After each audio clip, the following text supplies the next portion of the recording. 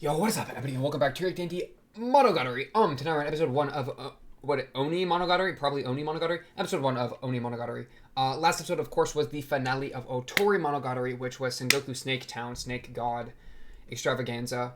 And now we're going into Shinobu time. Now, before I even go into the comments, because we're going to do comments, we're going to do scroll through, and then we're going to do a new episode. Of course, that's usually how it goes. Then we're going to do a little talk about it. You know how it goes. Obviously, I'm in a new location. That's why there's been a little bit of a delay in getting this out. You know, your boy's got to move. Your boy's been a little busy, but we're hopefully back on it. Most importantly, look, little whiteboard. Oh, the whiteboard's so fun. I was doing, like, because I usually try to sit down and, like, get in the Monogatari mindset, which takes me the better part of, like, half an hour or even longer, depending on the episode, of just reading comments, thinking, blah, blah, blah. So I was trying to use that as, like, trying to, you know, get some of those thoughts down. Though it's not a huge thing. It's pretty small, but besides the point. Honestly, I kind of want to just jump into comments. So let me click, boom, get them on the screen, and we can just start yapping already, right? First off, the most important thing is that, and I say it here, when Sengoku in her little episode preview is like, yo, Araragi's in a box and everyone's hoed. Originally, I was kind of thinking in the last episode that it was that we were gonna get 6 months, right? That we were gonna get 6 months to deal with this and talk about it or like deal with this impending snake god, you know, blah blah blah. But the way that Sengoku was saying it, it might literally be this next episode that we watch starts with Araragi just cold open, he's in a box, and Shinobu time. It's Shinobu time, baby. I don't know, something like that. Which, if that's the case, that would be absolutely crazy to me. As I say here, Araragi, if next arc opens with Araragi and friends already bodied and man is just in a box, I'm gonna be dead. I will be dead if that happens. And I'll put you in a box if you spoil me. Exactly. Okay. But yeah, I just wanted to verbalize that because I wasn't really thinking about that. I was thinking that we were gonna spend a few arcs like getting ready or something, but who even knows, right? We might just jump straight into it. So first off, in Sengoku's preview of things, Senju Gahar, we never really get a good look at her face, which sent me down an entire rabbit hole of like, oh, maybe it's Ogi. It's probably not Ogi, but we can pretend, right? As well as like she doesn't mention Hachikuji at all. Her not mentioning Hachikuji makes a lot of sense because she doesn't know about Hachikuji's existence because she can't see ghosts, right? You know, oddities are based in belief, yada yada yada. She's not in that like state of wonder that Araragi was in that like connected him to Hachikuji. None of that. So it makes sense that she wouldn't even mention her. And then yeah, so she met Kanbaru, so Kanbaru's drawn normally, and then Senju Gahara and Hanakawa look unfamiliar because she doesn't really know them as well. Though this was a cool part from the light novel, and I did read through this, basically illustrating the meeting between Hanakawa and Sengoku, in which Sengoku ran away. And that's because I liked this description here, especially with the snake things in mind, because snakes are cold-blooded. I feel like it fits pretty well. Of how do I explain it? A body heat that changed the temperature of everything around us. It was like I was looking at a fire. I could feel it in the air without even touching her. The amount of heat, like all this heat imagery, is really interesting. But yeah, so that, especially the Hachikuji part though, makes a lot of sense. Because your boy was thinking about that. But yeah. Crazy how Ogi's the one that made this all happen. Oh, I spelled Ogi wrong on my board. I used two O's instead of an O and a U. That's crazy. But you know what? I don't care. I lost my notes, by the way. In my move, I think I accidentally threw away my notes. So all my notes are gone, but it's all in here, baby. We don't even gotta worry. We don't need notes. We got memory. Okay. Ogi, what is up with, I don't know. The thing with Ogi, so my current thought, and I wrote it there, Ogi Ghost Rider. She's like, I don't know why exactly, but she's like writing the stories in the background. She's like trying to be a balancer in her own weird way. Let me just talk about this real quick. So like I wrote here, Kaiki decreasing oddity legitimacy. What I mean by that, so like let me explain it with this, just the beginning of this here. Kaiki sold nonsense spells to the kids, which is why the curses didn't do anything. Yeah, that point, which I totally agree with that. Locked in, thumbs up. I think that's kind of what I meant when I said that the kids were bad at doing curses. It was more that the curses were bad, and so in application they didn't know what they were doing, so they didn't do anything. But no, yeah, I locked in with that, agreed with that. Get back to the rest of that in a little bit. But I feel like Kaiki's move might literally be like he's conning people and making the idea of an oddity into like, oh, it's all snake oil, I'm tricking you, blah blah blah, as a way to reduce the legitimacy of oddities so that people stop believing in them. Right? I like that idea because the entire thing, like oddities spread through belief and they're powered by belief. So if we want to stop the whole oddity thing from being a problem, then we need people to stop believing in them. Good way to do that is to pretend to make this like giga brain play of pretending to do oddity stuff, but it being snake oil. I mean, we saw that throughout all of Nisei, right? Like, and like he says it himself of like, oh, oddities aren't real and all that kind of stuff. So I feel like that might be his grand move or one of his grand moves. The question is, okay, so Ogi, why would she want Homegirl to become a snake god? I'm also thinking, and shout out to this, I'll look at that in a minute, but I'm thinking that ARARAGI and friends, why is my calculator? What? No, sorry, I don't know, why was the calculator open? Sorry. This part, I'm thinking that Ogi had somehow sent or let Senjugahara, ARARAGI, and Shinobu know about Sengoku. My reason being, it's such a convenient way of thinking is what Shinobu says when Sengoku was trying to figure out all the like how ARARAGI showed up at the house, I think it was specifically. And so Shinobu's like, yeah, that's convenient, isn't it? And then kind of like says that she was like that Ogi had done one over her or whatever. So what I was pulling out of that is that Ogi probably gave specific information to ARARAGI and friends, which then caused them to meet with Sengoku, which caused everything to go wrong, but also stopped Sengoku from doing what she was going to do beforehand, right? Because ARARAGI showing up is kind of what tipped Sengoku over the edge into saying like, oh, I'm a lost cause, let me drop the talisman in. So that was kind of like specific where if he didn't show up, maybe things would have gone differently, though honestly, if he didn't show up, I don't even know. I mean, it probably still would have gone terribly, terribly wrong. I don't know how exactly it would have turned out, though, because she wouldn't have had all that pressure, so maybe when... Because we know that the snake is not real, right? Well, I'll get into that in a minute. But we know the snake is, like, her own delusion, right? A lot of people are talking about that in here somewhere. Yeah, like, Shinobu literally called Ogi a niece pretender. I'll get to that in a minute. So many thoughts! There's so much going on. My point is...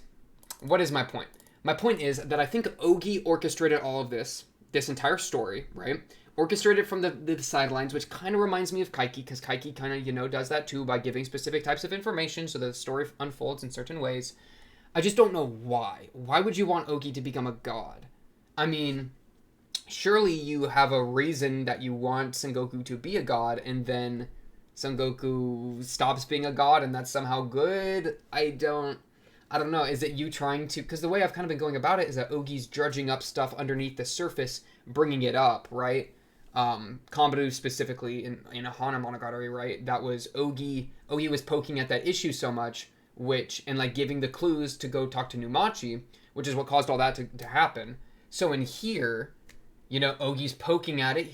Ogi's giving clues to Sengoku that we only got to see last episode, like, because it was omitted from the story up to this point, but said like, oh, there's no god at the shrine, blah blah blah blah, was planting seeds, giving information, which culminated in the story landing where it did. So like, why are you trying to get the story to unfold certain ways? I mean, like, stories are very powerful in this world because I would say, like, belief in because you believe in an oddity, that makes the oddity, like, power up, right? Everyone believes in vampires, kiss shot, mad OP, right? So you believe in oddities, that's, like, important. I feel like the story that causes belief is, like, it's all connected, right? The idea of the story is directly part of the idea of the belief. So why are you influencing the story? Why are you trying to make the beliefs occur in certain ways? Like, what does that do? Are you trying to balance something? Are you an oddity that's like... I thought for a split second that here, and when I was thinking that, like, what if Ogi is literally an oddity that's based off of people's impressions of Oshino? I mean, that's kind of crack. I mean, it's super crack. But, I don't know. It's just getting crazy. Yeah. okay, let me just keep going.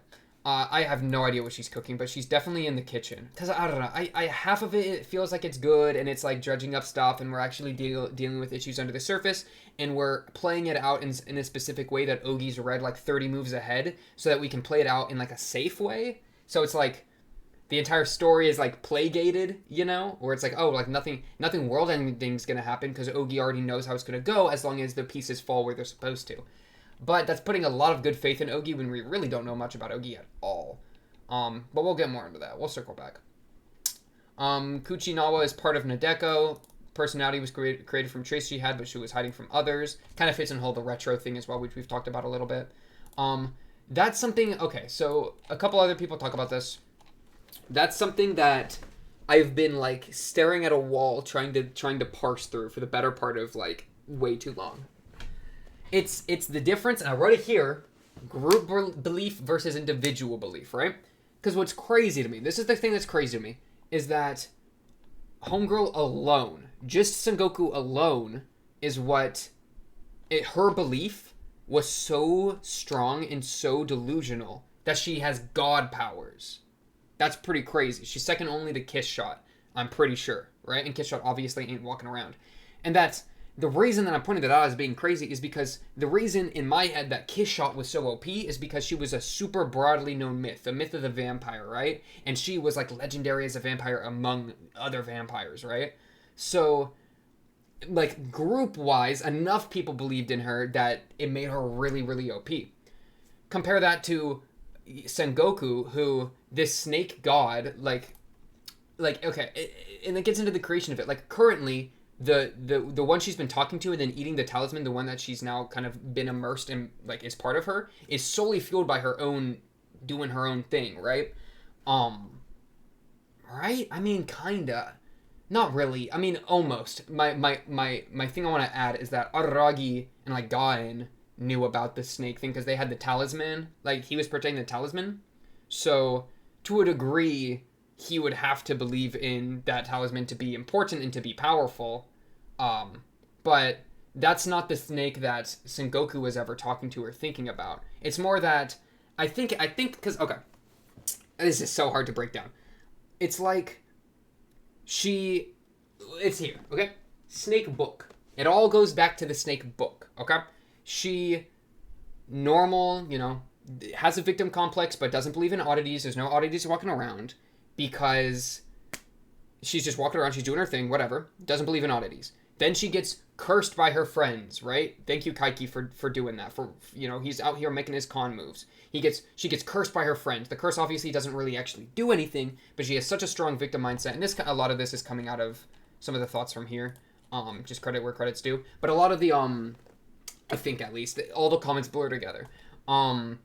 The mental, she has such a strong victim complex that it makes her believe that she's been cursed, and she's like, I gotta fix this. So she goes and she researches, right? Just believing that she's cursed doesn't immediately make oddities come out all over everywhere. Maybe because it's not strong enough yet, or maybe, you know, whatever. But it at least gets her provoked enough that she goes to research. She researches oddities, you know, cracking open the snake book, and then is like, holy crap, like, curses are real, oddities are real, snake stuff is real, snake gods are real, and then she ends up getting attacked by the snakes because she believes that she's been cursed, and then, like, she made her own curse that attacked her, right?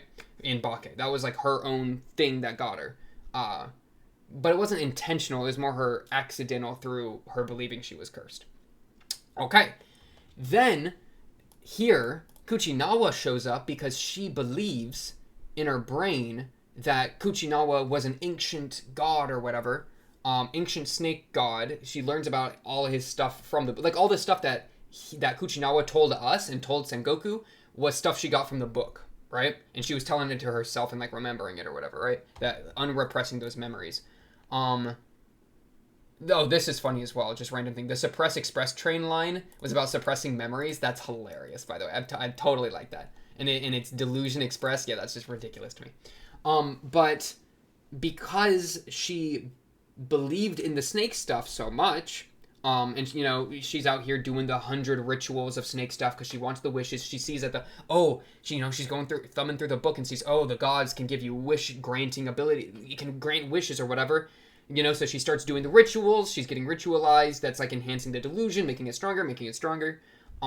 Which then culminates in the Kuchinawa, the delusion actually starting, and like she's seeing Kuchinawa, all that kind of stuff, right? Especially when she got the catalyst. When the catalyst occurred, which was ARARAGI and Senjugahara, right? When she saw that ARARAGI had a girlfriend, that made a lot of the stuff like clicked on, right? That turned the oddities, bring. Why did I just explain all that? The reason is that while Kuchinawa is fueled entirely by herself, right? Because nobody else is believing in this, in the rebirth of this snake even like happening. Somewhat. I mean, ARARAGI a little bit with the talisman, but at least the delusion that was talking to Sengoku was entirely self-fueled, right?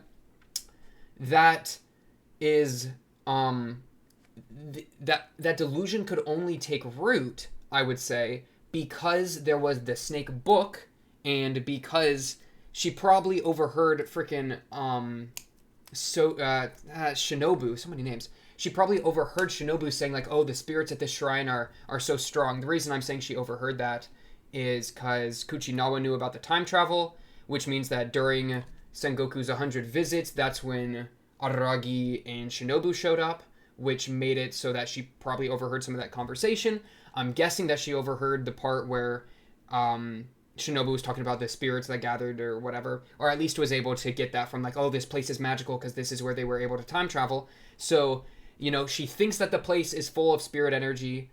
She's read this book that's like a source for the spirit energy. She knows that this is a ancient spirit snake god, etc. The thing is, if that ancient snake belief, religion, whatever, didn't exist, then she wouldn't have the fuel for her delusion. So as much as it's fueled by herself, as much as the delusion is fueled by herself, or like the oddity is fueled by herself, it's only possible due to the validity of the delusion, which is based somewhat on other people's view and other evidence of that oddity existing, right? The book, the spirits gathering made it more, from freaking Shinobu made everything more possible, yada yada yada. So I don't know. It's just it's an interesting push and pull where it's both of those things. It's both other people and it's both like individual thing. You get what I mean? You know what I mean? Hopefully you understand what I mean. That's just kind of where I'm at with a lot of the oddity stuff. And I'll get to that some more in here. But I just wanted to lay that out now. Yeah. Kind of off of this. And then there's a couple good examples of Kuchinawa and Sengoku having being like the same, especially Sengoku saying like, yo, help me Kuchinawa, how do I respond to ARARAGI? And Kuchinawa doesn't know because Sengoku doesn't know. She eats it, she didn't just revive a god, she became one. It's just, the crazy thing is that even just being one person that believes in her reviving a god, she hits god level power.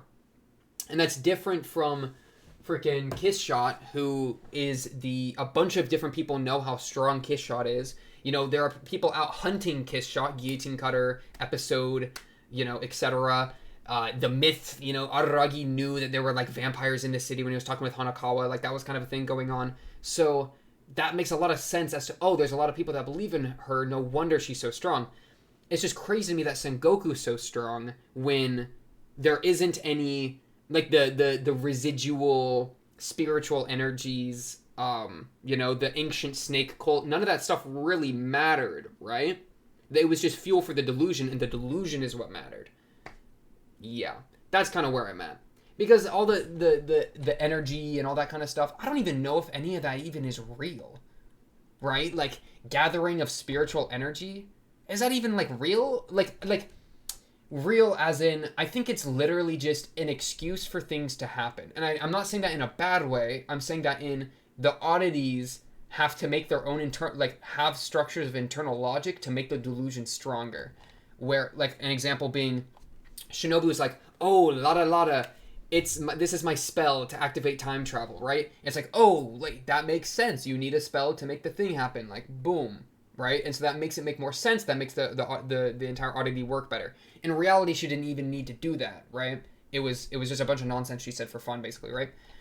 I think it might be the same thing with all that spiritual residual energy, where it's like she doesn't actually need, or like none of that energy actually really matters for anything, except that people believe that energy matters, which makes their delusion stronger, which is exactly what fuels the oddity.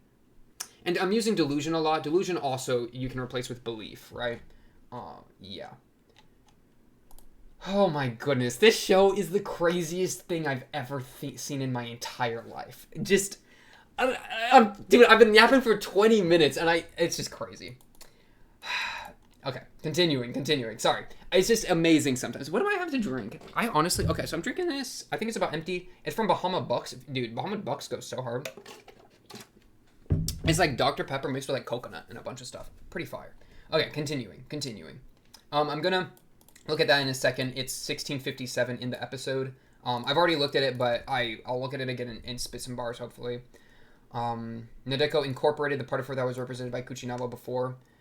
Right, and it's just, yeah, she's making moves. And I was saying that this one thing I was saying is that, like, it was a non-conclusive arc. And so this is the response is, this was the story of Sengoku Nadeko attempting to revive a god. She revived the god. End of story. And she kind of says that herself in her preview, where she says, like, oh, this entire story could have just been one line. Sengoku becomes a god, right? My more meaning of non-conclusive is that every other arc, and I might even almost every, like, to a degree, this, what I'm about to say isn't like complete hard limit black and white, but overall, every arc's pretty much gone back to a status quo, a pretty comfortable status quo. We might, like, add a new character or change, like, a relationship dynamic, but at the end of the day, Araragi's still going to school, people still going to school, oddities are still going to show up, whatever. This arc is completely different in that, or, like, the last arc was completely different in that, literally, like, what? Araragi's just now in a box now? Araragi's just dead now? He's been stabbed? Everyone's gonna die? You know, etc. So, it's non-conclusive in that the status quo is completely changed, and now Sengoku has some sort of plan, an episode preview for attacking and destroying the main cast, you know, killing, what was the order? It was Senjugahara, then Shinobu, then Araragi, I think. You know, she's got an entire hit list, a numbered hit list for our main cast that it hasn't been, like, done yet. Wherein every other arc, they've pretty much ended with whatever thing being, like, not, even if not solved, at least abated, right? A lot of the times they've solved it, but like Hanakawa, it kind of took a few arcs for us to actually lock anything down and like get everything solved. We pretty much just put band-aids over and over. This never even tried to really put a band-aid though. This has just been like the wound getting deeper and deeper. That's mostly what I mean by conclusive. Repressive. She didn't actually care about the atoning thing, was just an excuse. Yep, I totally down with that. And it's all Ogi's fault for telling her about the god not being at the shrine. I mean, basically true. I don't know what... Ogi's literally ghostwriting, you know, pulling the strings in the back, doing some balance or kaiki treatment. I don't know why. Great story. I agree, yeah. It's a very good arc. I like how much it's... I mean, it's rude. Okay, let me get that clear. This arc is rude because it literally just tricks you the entire time. I'm kind of into it, but at the same time, like... I don't know, for the last episode to literally be like, oh, everything you've been thinking, it's wrong. She got you. Dang it, Sengoku. You don't gotta make it more complicated. I'm joking there. I'm totally into it. First official Shinobu arc, I'm very excited as well. Shinobu time, baby. Though not gonna lie, kind of sweet that you still believe in Ogi even after all this.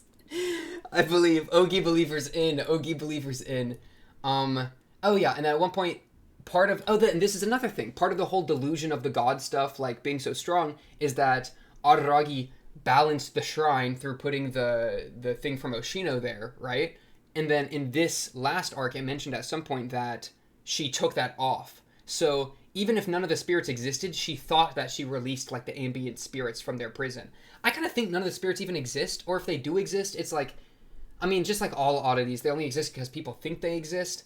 But it's more like, it's less of something that has power and more of the internal logic, which is part of the whole belief structure.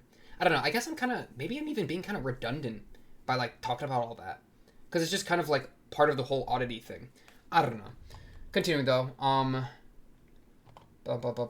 If question if Oshino calculated all this happened, and the answer is probably no. Oshino had a little bit of concern, but I doubt he could have predicted things to escalate this bad, like Nadeko becoming the god of that shrine. Yeah, probably true. I mean, especially with Ogi walking around. This is really interesting to me and a really good point. Been a while since Oshino has been in town. I doubt he even knew someone is posing as his niece. Shinobu literally called Ogi a niece pretender. That's part of this little bit that we're about to get to here. But yeah, posing as his niece, I mean, there is a question. You know, Ogi says that. Why would Ogi lie about that? You know? Bro, you know what'd be really funny? This is crack. This is so crack that I don't even want you to think about it. But it'd be funny. Did I say this already? I might be repeating myself. No, I think I said it. That Ogi is like the audience's oddity into the show. Yeah, I think I already said that. But like, you know, it's like a self-insert thing. Don't worry about that. I don't understand Ogi. Ogi's a wild character. Okay, we'll circle back. We'll circle back. Another point is that Gon's talisman might have not existed when Oshino was around. There's just no way for him to reach that conclusion. That's very fair. Yeah, I don't think he did think it would spiral this bad. Though, if we have faith in Ogi, and Ogi was somehow connected to Oshino in a way that Oshino meant for this, like, because Ogi could be a tool that Oshino is using for a specific purpose. And that could take place as a familiar, that could take place as like a junior balancer, or like, you know, like a balancer in training or whatever. That would mean that this is Oshino doing damage control. This is Oshino influencing the situation from afar. That is a solution. But at the same time, Ogi is just... I don't know why Ogi would want this to happen. I don't know why Oshino would want Snake Mode to go insane like this, right? Like, that's his... Yeah, just too much trouble, and a lot of pieces could easily go into chaos, putting Nadeko in a pedestal like that and for 6 months. Exactly. I don't know what's to gain out of this, which is why I'm confused why Ogi wants this to happen. And you're probably right about lacking any bad end for the main characters. That doesn't mean there will be no rough changes. Yeah. And this is very true. Yeah, I don't think anyone's going to ever, like, permanently get murdered in this story. You know?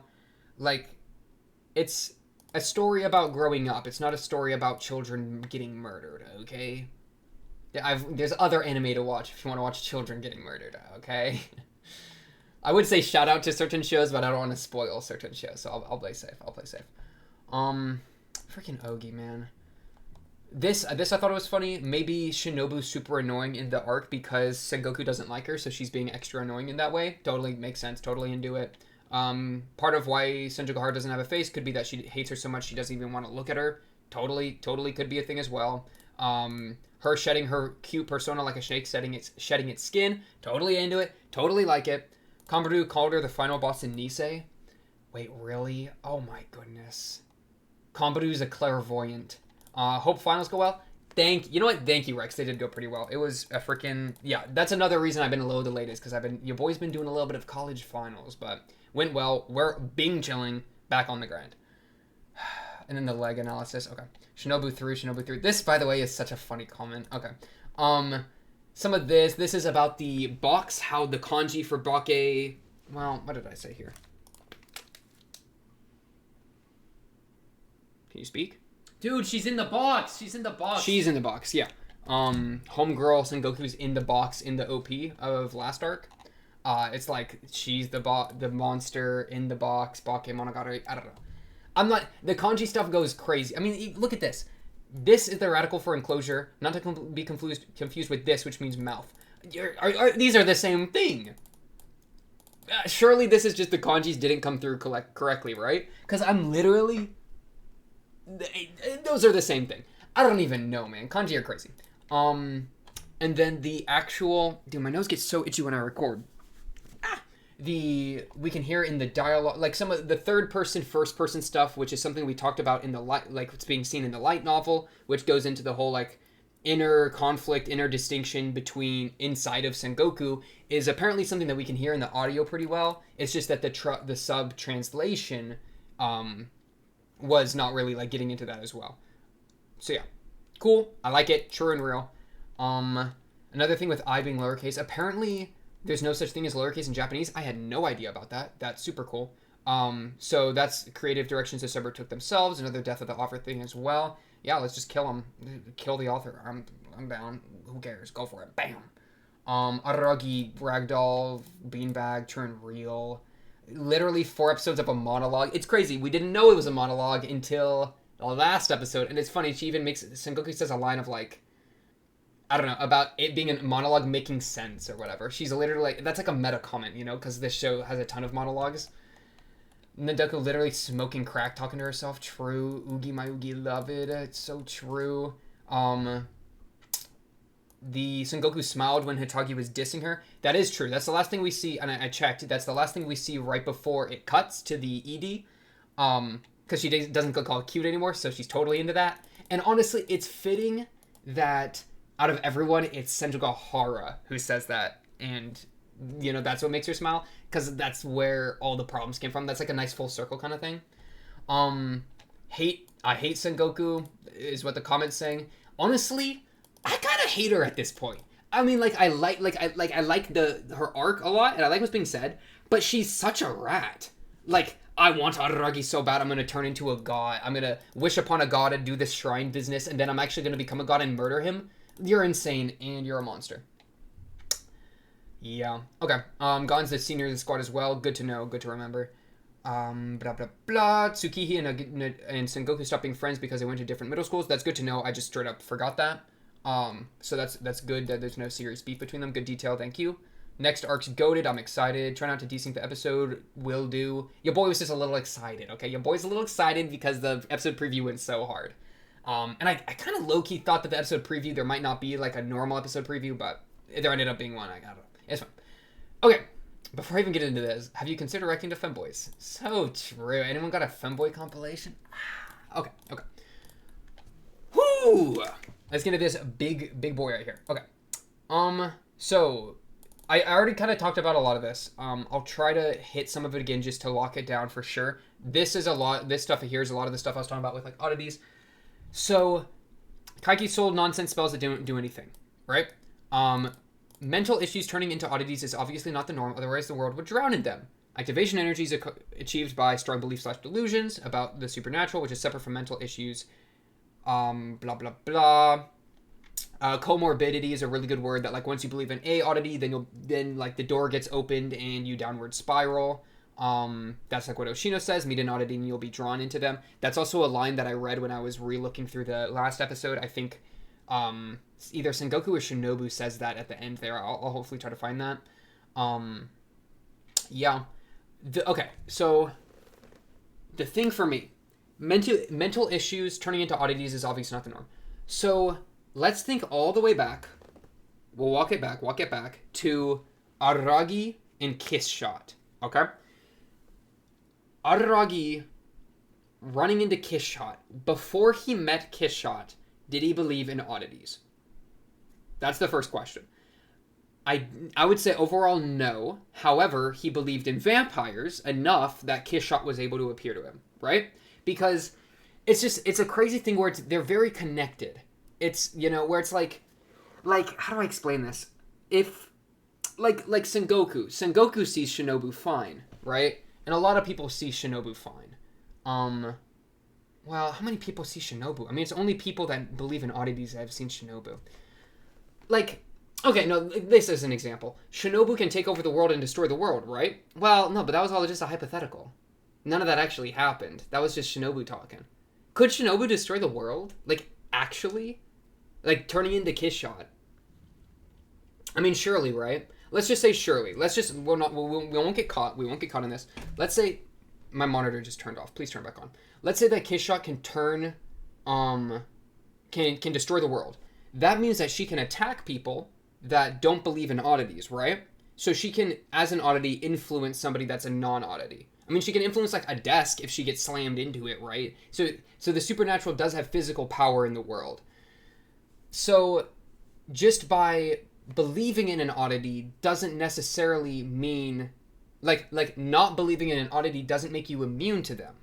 Like, is that a fair thing to say?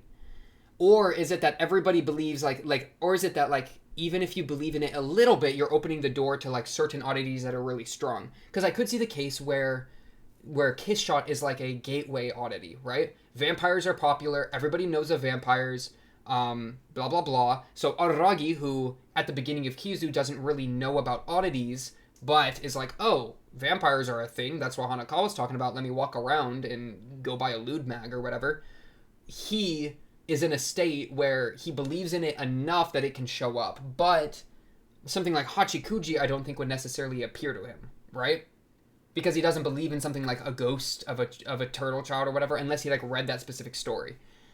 So it is belief, but I still think that they could. Man, I'm getting stoned-locked. Okay, let me just read some of this again. Otherwise, the world will drown them. Okay, yeah. Let me just take this piece by piece. Mental issues turning into oddities is not the norm. Otherwise, the world would drown in them. It's like, I wrote it here. How mentally unwell to see oddities. Sengoku had a victim complex, right? That's what made her so convinced that she got cursed. That's what made her believe in that, which led her to the book, which just opened this entire can of snakes, right? Her mental issue was like the catalyst for her like crazy delusions, which then created the oddities and made her influenced by oddities. So the activation energy, which comes from strong belief delusions, like mental issues can lead to the delusions which cause activation energy. However, just by having like a mental issue, that doesn't necessarily mean that you connect that to the supernatural. It's just that if you do connect it to the supernatural, that can be a very strong motivator to connect it to the supernatural. That's my statement. So like, I guess hypothetically, if you really believed in something super positive, like could there be a super positive oddity that you believe in? Like, oh, if I eat an apple a day, it keeps the doctor away. I don't know. Something like that. Or let's just say that for a fun example. Then do you like somehow gain, like if you so truly believe that eating an apple would prevent you from having to see a doctor, which would be a positive thing, would you like not get sick anymore in this world because you like believe that supernatural thing so much that it would appear? Maybe. Just a fun hypothetical. But like this part. This can happen from coming into contact with something extraordinary that makes you believe in the supernatural, or by being delusional by yourself. So for Sengoku, she was so delusional, and then she ran into like the book that made her run into the snake book, which made her believe in the supernatural even more, so like a doom spiraled. But like Araragi, that's where I'm getting stuck, is Araragi like somewhat believed in vampires, I guess, but then that was enough to make him run into Kiss Shot, which sent him down this entire spiral. So I'm not entirely sure where the barrier to entry into oddities are. You know, which leads to the question, how mentally unwell do you have to be to, and it's not necessarily mentally unwell, but it's like if Araragi had no mental issues, well, yeah, if he had no mental issues and then he heard about vampires, he would still run into Kiss Shot and then still see Kiss Shot, and then that could lead to a bunch of problems. So it's not even about being mentally unwell, it's just about belief, which it makes sense, but I guess what I would say is mentally unwell is just a good catalyst or motivator for that belief, for that delusion. Which then, being that deluded, can make you more mentally unwell, which makes that belief stronger, downward spiral, everything goes crazy. Yeah. So what this means, though, and why, look, I'm gonna do this. Let's just do that. Bring, bring, bring. Decreasing oddity legitimacy, Kaiki, at the top here. I think that's kind of the real, Kaiki's the best one. Kaiki's the best out of all the balancers, because I feel like Kaiki might low-key actually be doing it the way I think he should be doing it. I kind of think that, Oshino, I feel like, uses oddities in a way to help people, right? Where he solves the oddities by saying, like, you helped yourself, you dealt with the oddity, blah, blah, blah, you dealt with the curse that was on you, you dealt with the crab that was attacking you. That means you've solved your issues. So he kind of had it as like a self-help thing, which is probably why I got so connected to the mental issues thing. Shout out Oshino. But the reality of it is like, if oddities are bad, if they're things we don't like, then Kaiki, by flooding the market with like nonsense oddities, nonsense spells, like kind of snake oiling everything, would reduce the overall belief in oddities, which would make people less impacted by oddities, which would help people.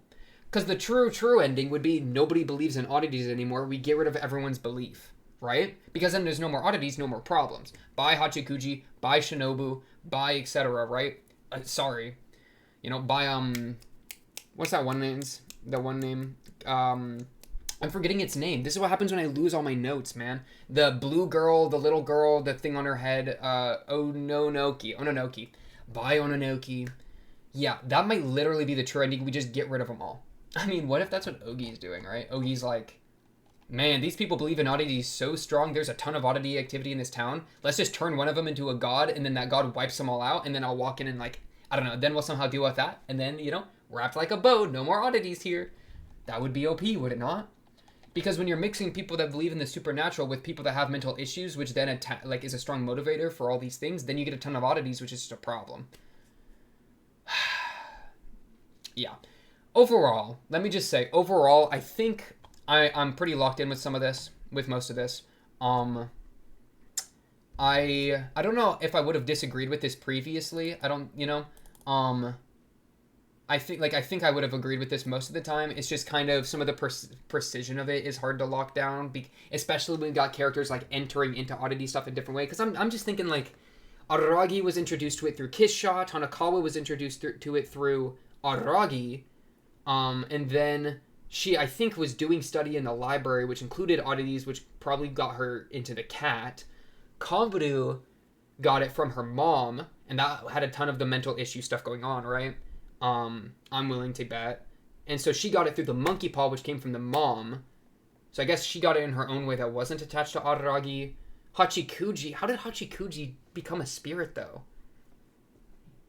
I mean, did Hachikuji believe in becoming a ghost? Or was that literally like ARARAGI just conjured Hachikuji because he saw like a missing child poster and then felt really lost, felt his inner child like going away, so he just conjured Hachikuji himself? I mean, how much does Hachikuji even have to do with previous Hachikuji? What if the real Hachikuji that was alive was completely different? Because he never knew real Hachikuji, and I you know, if Hachikuji's dead, which she is most of the time, unless we're going back in time or whatever, but even then, that's all fake. Hachikuji's dead. She can't believe in something if she's dead. She's gonzo. I don't know if they have any afterlife in this show or anything, but like, I don't think she can believe in anything if she's dead. So is it literally ARARAGI that just completely conceptualized Hachikuji himself? In which case, the real Hachikuji that was alive, like before she died, it could have been an entirely different character, like that we never actually will get to know. Just a thought. I don't know. I'm not trying to get super deep into that, but that's just me throwing eggs at it, I guess. Okay, let me get into some more of this. Oh yeah. Okay, then this thing. This is another part of like why like some of the precision I start to get a little like lost in the sauce in. She brought those beliefs to the shrine, which is filled with supernatural energies, and carried it out a ritual, believing it was real. Is it actually filled with supernatural energy, though? Or like, I guess even if it is, the supernatural energies don't actually do anything, other than because like, okay, imagine this. I'll give you a hypothetical. If she shows up to the shrine and she doesn't know about any of the supernatural energies, but there are supernatural energy, does that change the situation, right? Does she need to know about the supernatural energy's existence for it to make the ritual, the delusion stronger? Or does it actually have a passive effect that is outside of that? I would kind of say, my guess would be, based off of where I'm at currently, is that the supernatural energies being there means absolutely nothing unless you're aware of it, because it's a tool to make your delusion stronger, because it's all about belief. But then it gets into that thing of like individual versus group belief, right? Where it's maybe it would impact that area because people believe that shrine is magic or whatever. People believe that there's some supernatural energy in that shrine. You know, Kiss Shot came through here, whatever. And so even if she's unaware of it, can she tap into that group belief? Because it's a snake or whatever. And the whole group belief idea of like a group believing in somebody is what makes a oddity possible, right? Is like, that's kind of why I was thinking originally that the snake being reborn was influenced by a bunch of people used to believe in the snake, so that's where some of the supernatural energy comes from. But I don't think that's even the case. I think the bunch of people believing in the snake and the supernatural energy is only important in so much that it makes the whole oddity and it makes the rebirth seem more real, which makes it stronger, which led us to where we're at. That's just kind of where I'm at. It also doesn't help that ARARAGI, that it gets presented in so many different ways depending on who's telling the story and where they're at in the story. That definitely, It's just crazy. I was literally like so close to rewatching a couple Bake episodes just to like try to lock this in. But it's like, that's gonna take me so long, and I just want to watch the show, man. Doing a rewatch for the show would be crazy at some point. I'm not making any promises, okay? This show's really long, I'm only like halfway through it, but doing a rewatch would be insane for this show. The rewatch value is like absolutely crazy. This is I really appreciate this, some short phrases for the different Bake characters and what they represent. Senjo's overcompensating for trauma, Hachikuji's the eternal inner child, Kanbaru's concealed resentment, Hanakawa's denial of the sense, and Son Goku is, of course, victim complex. Ignore Shinobu over there in the corner. The shadow's not important, I swear. That's funny. I like these a lot. Overcompensating for trauma. I guess I can work with that. It's just been so long since I watched. That was literally the first couple episodes, so I probably want to rewatch that again with that phrase in mind. But I can work with it for now. I'm totally down with it. As for your 3 layers, I wouldn't call the themes a third meta layer. The comments kind of saying here, Monogatari is more of a character piece, and so you only really need to analyze in the 3-layer thing I gave. You only really need to analyze the first 2 in the actual stories and the character narrator's agenda behind the stories. Okay, I mean I can work with that. Yeah, I mean, I can definitely work with that. I don't know, it's kind of... Monogatari as a whole has an overall central theme of self-deception. It's just, it's getting a little tangled in the meta of it all by trying to like, pick and choose, but... No, yeah, I can totally feel it more as a character piece. Okay. Continuing. Karen stuff, he's uncomfortable with the fact that they're no longer little kids.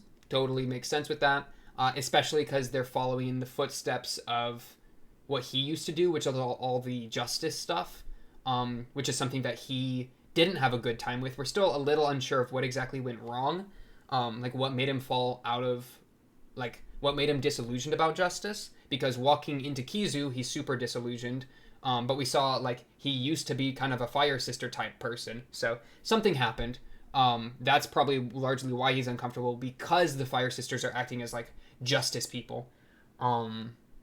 So yeah, but totally, he does feel uncomfortable with that. I agree with completely. The sexuality part, I agree with as well. I probably need to revisit some of Nisei's stuff as well. This is one thing that I don't know if I agree with, because I mentioned Hanakawa. So the comment says she's completely the opposite. His issue is that his attraction to her is purely physical. I mean, I would disagree, I think, because he, in my mind, where I'm at with the Hanakawa attraction, is that he's attracted to Hanakawa because Hanakawa acts in a way that he idolizes, right? Let me say acted, because this was in the past. Because I mean, think episode 1 of Bake, right? Skirt flares up, the undersurface is revealed, and it's white lingerie, it's pure and it's white, right? And her entire arcs, right, the Hanakawa arcs, especially like Tsubasa Tiger, all that kind of stuff, was largely, or more so, Tsubasa Cat, or I don't know the names of the arcs. The weird one that was the prequel in the middle, that one, was like, the way I interpreted it was ARARAGI is in love with the pure white part of Hanakawa. And the perfect girl part of, like, the pure white thing of Hanakawa, because that's kind of like, I don't know, maybe that reminds him of all the justice stuff, and that's like, whatever. That's what I thought he was more in love with, than rather just being into her massive honkers. And I think it's represented, like, he is into the massive honkers, and he does talk about the massive honkers quite a bit. But I think that the actual reason he was into her was because he thought of her in that way. I think... Right, he thought of her as like he idolized her, and that's why he was into her so much. As opposed to just thinking she's hot. Yeah, that's what I would say about that. Going for Hanakawa over Senjo is not from Oshino, it's from Hachikuji. I could have sworn Oshino talked about that in Bake. Like, or at least he might not have said this explicitly, but I feel like he commented on it being weird that like Araragi was like, oh, I got a girlfriend, and I feel like the scene I have in my mind is that Araragi was like, oh, I got a girlfriend, or something like that, and then Oshino's like, oh, is it the class president? Like, I thought he assumed at one point that it was Hanakawa, but yeah, I mean, Hachikuji saying that, I think, I think I remember as well, but I could have sworn Oshina said that. I could have looked through Bake, but that would have taken me forever to try to find that specific line, so I didn't worry about it. If anybody, like, if I'm tripping, or if somebody, like, remembers that line, do let me know. Feel free. Continuing. Sengoku's delusion. She plays the victim even in her confession. She's a god because she swallowed something that she genuinely believes holds the power of a god, and thus the delusion achieves manifestation inside her body. True. Yeah, I mean, that is the situation. It's very crazy to me that she can, if she believes that she holds the power of the god, then she can reach that point. Which honestly, like, and I don't, this is besides the point entirely, but if this is a world where just believing that you have the power of a god can make you that level, then, like, that's a dangerous world, right? Because there's a lot of people that are clinically mad, that are clinically insane, and might just believe that, right? Like, you're tripping on acid, and you're like, holy crap, I'm God, you know? But that's completely besides the point. That's just a fun little, I don't know, whatever. But no, I totally agree with that. There's no separate entity either before or after she swallowed the talisman. It's just that the snake was her narrative construct to deceive the audience. Or that before it was just to deceive the audience. Now it's her deceiving herself. Yes, however, the entity is fueled just as an addendum, right? Not as a contradiction, but as an addition. The snake is fueled by the books she read, by the people that used to believe in the god, by the belief in the 100 ritual, right? The shrine itself is like a location that has kind of like a spiritual atmosphere, archetype, whatever, a spiritual, I'm forgetting the exact word, but a spiritual nature to it, right? Even if that literally isn't doing anything and isn't literally causing the snake, it's putting her in the mindset that she can believe it more easily. But yeah, it's not that she, like, met a spirit or whatever that existed outside of her. She just met the thing from within her that was able to come to fruition because of the world outside, which played into that idea of the oddity. Yes? Okay. That's where I'm at. Bet. Obscuring Senjo's face relates to averting your eyes. Yeah, I'm down with that. I like that idea. Good, yeah. Because she doesn't want, like, why would she want to, in her story, like, draw Senjogahara? It's like, I hate her. That would, yeah, could totally make sense. Sengoku trying to make one last feeble attempt to reach out across the bridges. And her entire existence is utterly rejected by the person she most wanted to be, so now that she wants to abandon being a person. I like that. Senjo's face is not something that can be looked at without being reminded of what she wanted before, because, yeah, she wanted to be to be a girlfriend, you have to be a person, as opposed to an oddity or whatever. So for her to look at Senjogahara is a reminder of what she's lost, which is, yeah, totally like that. And then I already mentioned this, that Kuchinawa, or that she knew about the time travel thing, so blah, blah, blah. That's maybe part of why she thought that there was the spirit. Maybe that's part of the whole delusion with the spiritual energy stuff. Whew. Okay. Femboys. That's a lot easier to talk about. My nose is so itchy, it's killing me. This is what happens with cats, man. So much cat fur. Yeah, okay, I think we can scroll through a little bit. Am I even trying to, like, let me get this out. Okay. I don't even know. Oh, there was that one part, what was it, like 1657. Okay, let me get this out. I don't even know I'm trying to scroll through because your boy's been mad yapping, and I really just want to watch an episode, but we'll see. Let's do a little bit of a scroll through. This line was so fire. Loved this. The line of, like, this. The fact that it's too late is something that I'm, like, all too familiar with. Or something that I understand the most. That's just so good because it's, too late for her to be the girlfriend or whatever. It's unrequited love. So, like, the inevitableness of it, or, like, I don't know, it just being too late. I like that a lot. It's a very powerful emotion of just, like, it's all over, so no need to hold back anymore, right? No need to put my bangs over my eyes anymore because there's nothing left to lose. It's been too late from the beginning. Ogi, you're a little rat. I wish I understood you. I don't want to get back into that, though. Bling, bling, bling. Ogi's being a rat. Ogi gives the scrunchie. Let me just go to the 16 part. So, because, yeah, this is, ARARAGI coming home. Shinobu has something to say about that. That wouldn't explain why my nocturnal self was able to stay active during daylight hours.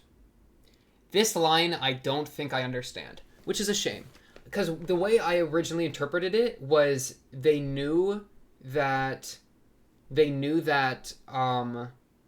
well, I don't think this has ever really been a problem before. Like I think she can stay active during daylight hours. I don't think that's like a really hard thing. I think it's more like is that a problem? I don't think that's been much of a problem.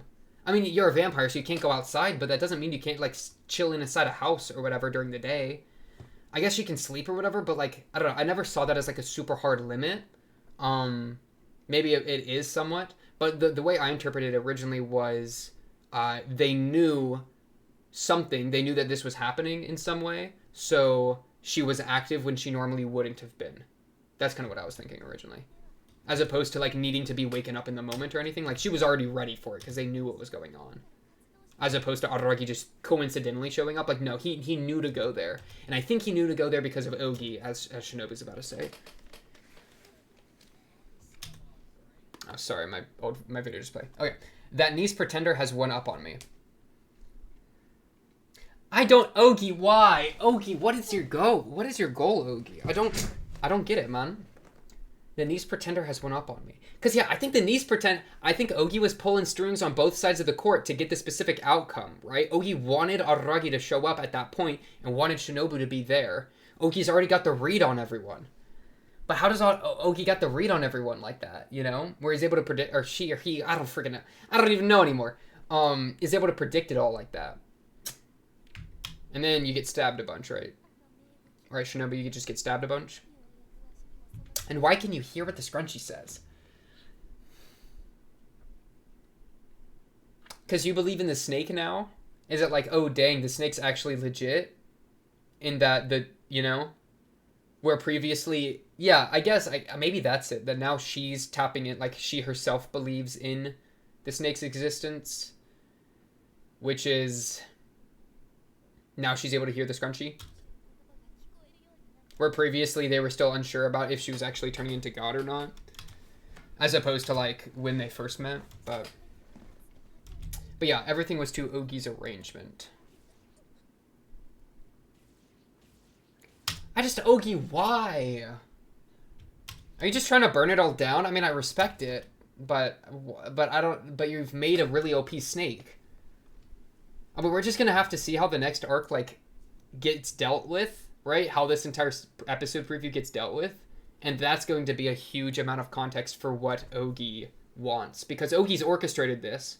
You know, when Ogi orchestrated the Kambaru stuff, it ended up ending pretty positively, right? Coming to terms with all those things. The Kambaru's no longer got the monkey arm. So I'm down with all of that, but here it just like this doesn't look like it's going that well. I don't know, man. Also, the fun thing about this detail is that homegirl Sengoku's got her hair in a ponytail, which is like super out of her face. So she's like fully going oddity mode. Yeah, because the human self is like the bangs, right? I don't know, man. Does she also know? How does she know that of Kiss Shot's form when Shinobu's grown up form? How does she know about that? Because in the episode preview, we see a grown-up Shinobu as opposed to a younger Shinobu. So she knows that Shinobu can change form like that. I mean, that's a minor detail to get on to the show about, but I don't know.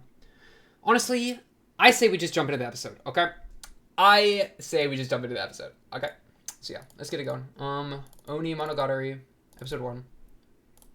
Let me clear my mind, okay? Your boy's been yapping. Let me also, like, just itch my nose. Oh. I've got an entire clump of hair in my mouth. That was disgusting. Okay. Get yourself a drink. Get yourself a snack. We gotta lock in.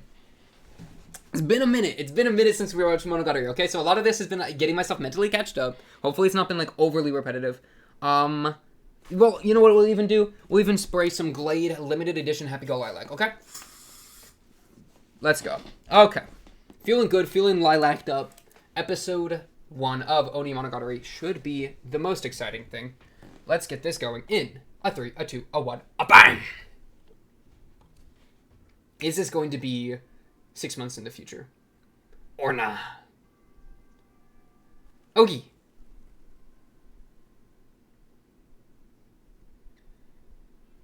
Demon.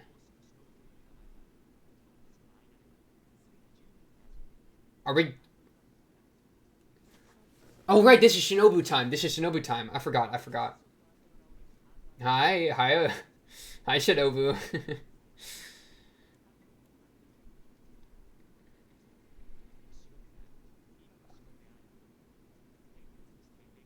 Iron-blooded, hot-blooded, cold-blooded. And it's from you, ARARAGI. Is this an ARARAGI arc? Like where he's the narrator? Sounded like it. What? Are you on a cow?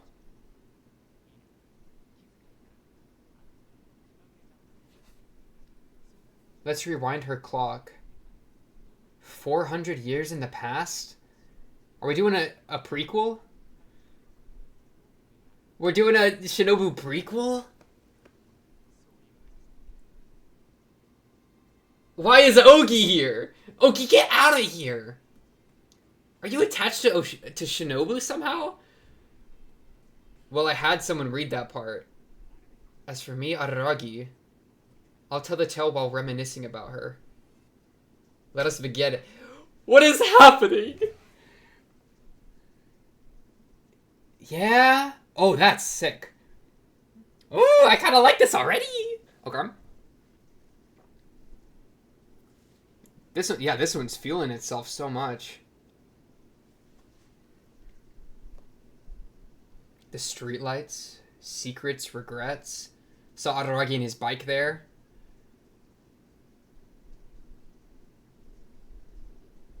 We're going back in time right now. Oh, she's on. Oh, that's Hachikuji. Hachikuji, why are you here? Man, I love how they're leaning into the chef's style though. What? Hachikuji, Oninoki, Gaen, Ogi, ARARAGI. Was that Shinobu again? What is happening? Shinobu time. Okay, I guess he's reminiscing about Shinobu. 21st of August. Okay, so we're not in a box. Okay. Okay. Okay.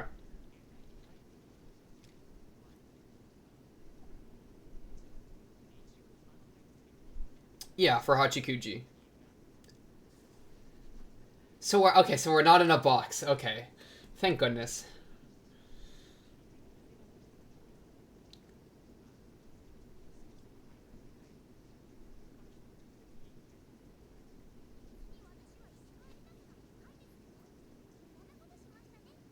Oh, wow, he actually told her all about it. She's a Giga Chad, though.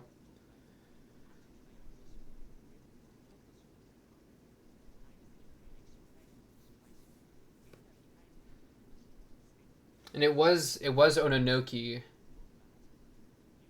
and who told ARARAGI to do so. To just or like kind of pose some of those questions. Why did she go into your room?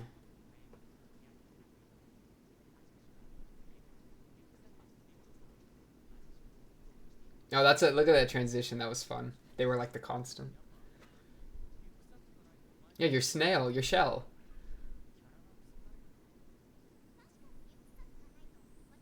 Oh, you're a slug.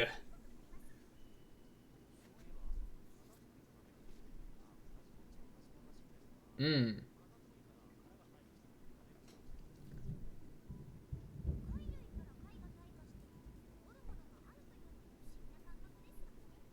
Okay.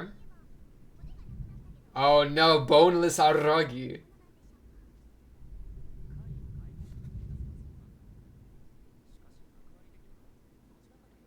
Wait, I thought it was just something they went inside. I didn't know I need to know, like, snail biology. If you actually did, they'd die. Oh, dang. I didn't know that. No, I appreciate that.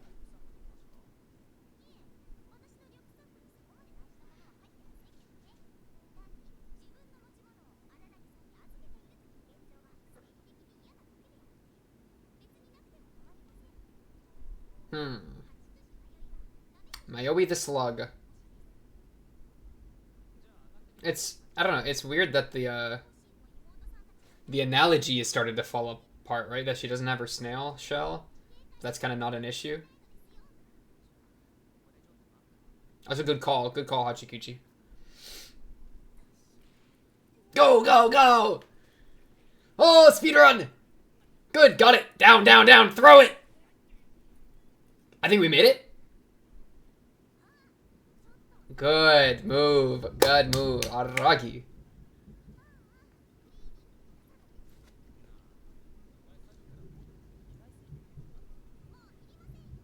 Yeah, no, no. It's your backpack. We don't want Mayoi the Slug. We want Mayoi the Snail.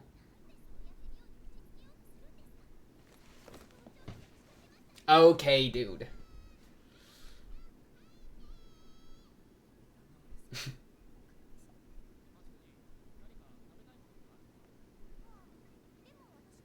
Oh, she got it back on.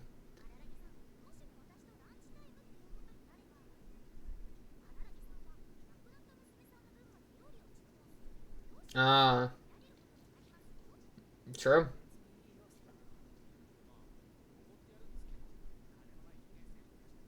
You're gonna go to McDonald's, Hachikuchi?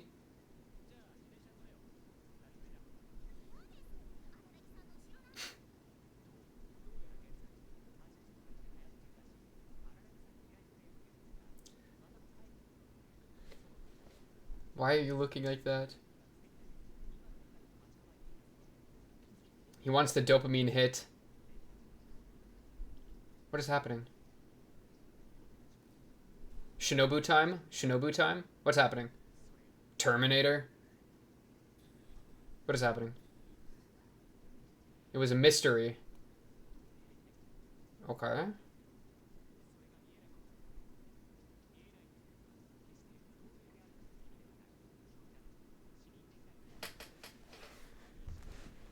You can't... okay.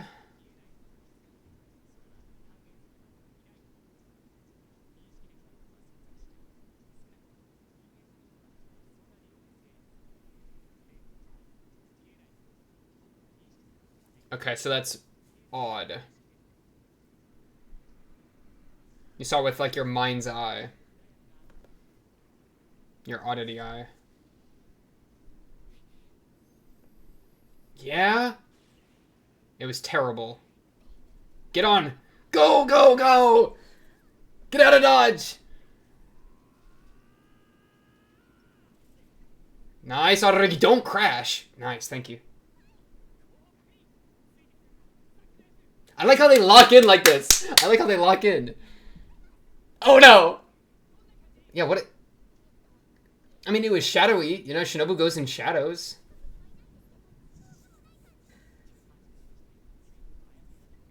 Dang. Yeah, they're both freaked out. I love how they don't even do their games anymore. They just lock in. Okay.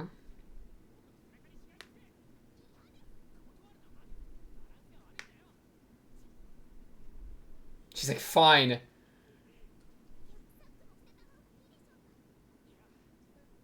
That aside. Okay, dude.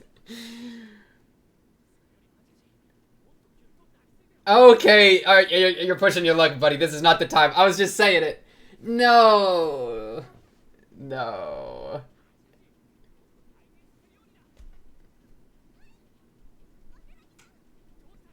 Don't call her that. Is this fueling you up? Is this getting you faster? This better be getting you faster. I mean, it's still on our tail, though.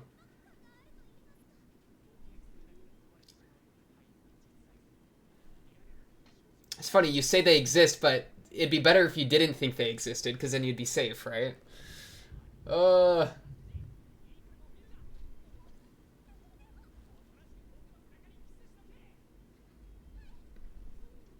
Yeah?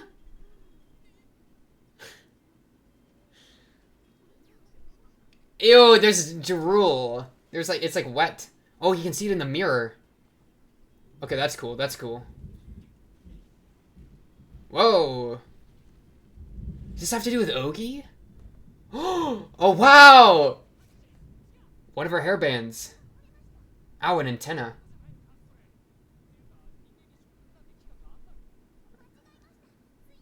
I mean, it's her snail antenna. Don't tell him that. Don't tell him that. No, don't tell him that.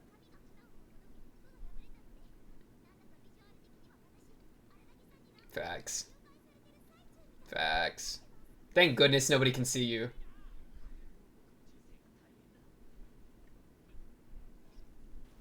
Run or run it? Don't run it? Oh no, not lights, not lights. Whoa! Red means stop! Wait, don't get hit by a car. Do not get hit by a car. Because that's a Hachikuji. What is going on? Oh, okay. We're just running straight into the black. Okay, bet. Wait.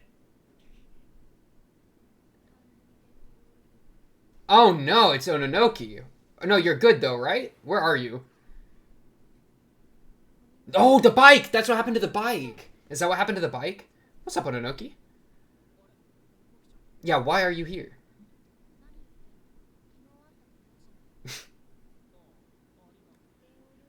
Right, he's probably thrown off because of the time travel. Brother, I don't know. That's what I... Yeah, that's what I was...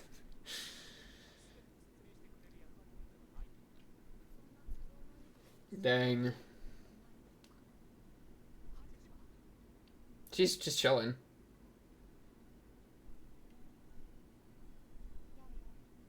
I'm disappointed. Interesting.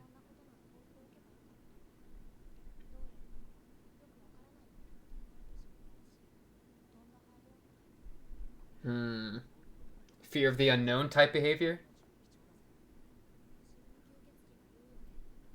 Dang.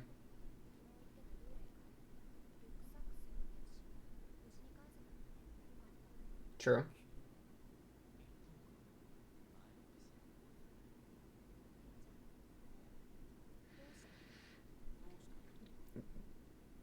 I don't know. I mean, running's not working, though. Okay, well, sure. Can you, like, do a finger blast on the ground and then we fly away? Okay, dude. Okay, dude! Mad extraneous. Okay, dude. Why did his hair stand up like that? Succession version? What? Oh. Cram school?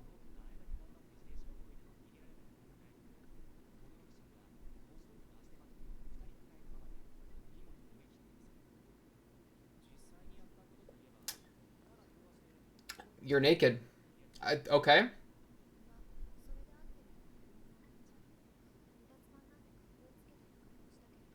But I just simply escaped. Yeah, it kind of reminds me of the... Oh, it's just falling with style. No, that's smart. That's smart.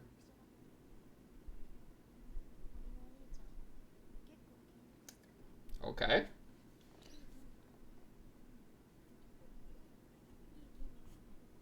He just got them vampire genes. Why are you so into them? Ononoki, calm, calm.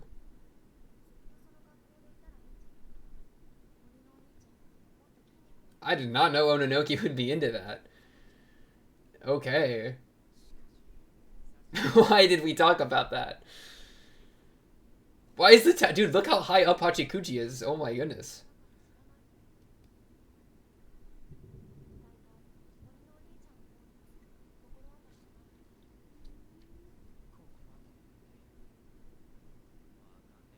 I have no idea.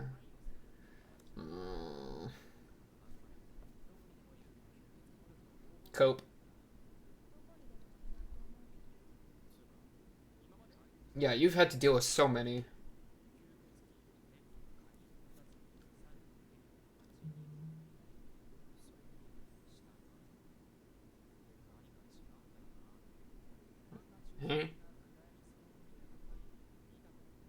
Right.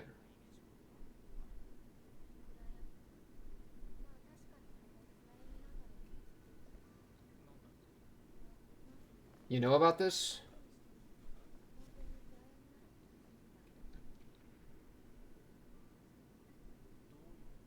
Bro, Shinobu's not even, like, around, and it's supposed to be Shinobu time.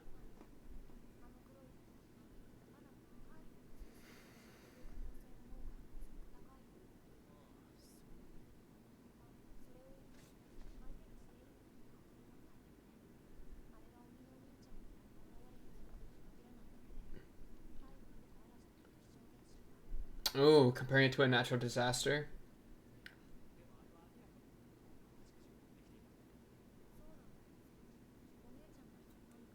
Okay.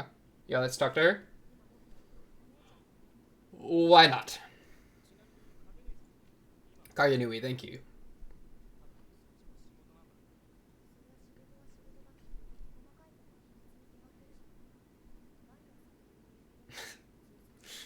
We're just chatting, man. We're just chatting.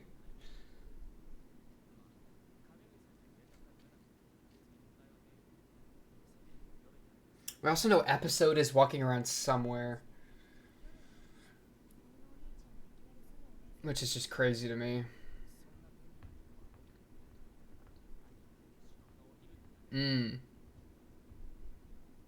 That's just her bedtime. Or like her wake up from her bedtime, right?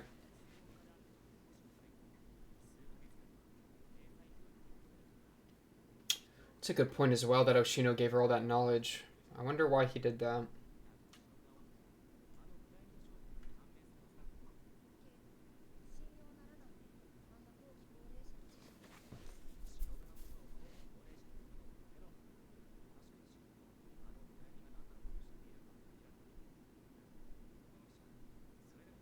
Okay. She can just eat it no matter what. Yeah, fair. It don't matter what you are. This is so weird because it's like it's an oddity that they don't know. And so not knowing it is like part of the oddity, but I was just yapping about how much you need to how much like knowing it or like being deluded about its existence causes it to appear. So this is almost like an antithesis to that or something. Oh boy.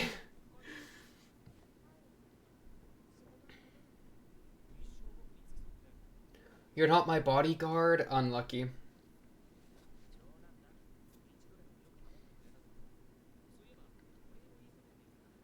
Oh, that's so sweet.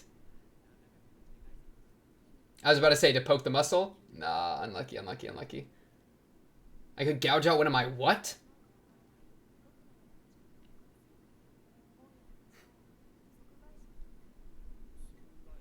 No time to wait.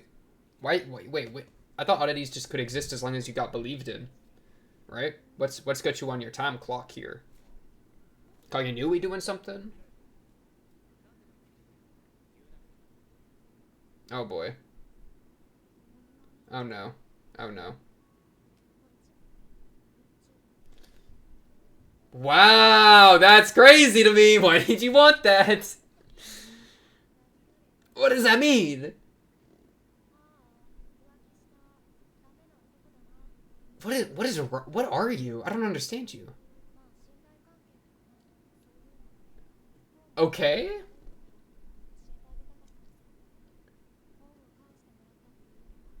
I think that was me adding to the gratitude. You're deading him. You're alone sharking him. Directed at Shinobu.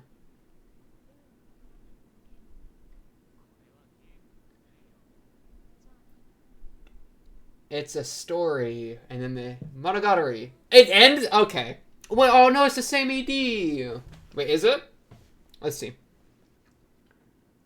Oh, it's different. It's Hachikuji. Oh, that's kind of fun. Shinobu. Let's go with you, Shinobu, from the roof in your sailor's uniform. Oh, we're going up rather than going down. So are they raising... Okay, so do we have oddities coming out of oddity land going into human land? Whereas Sengoku was from human land going down to oddity land? Can one of y'all mess with the freaking thing? The light?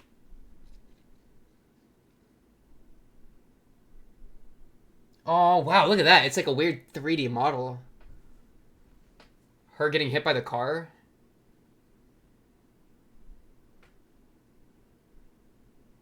Whoa. Dude, they're just being chilling.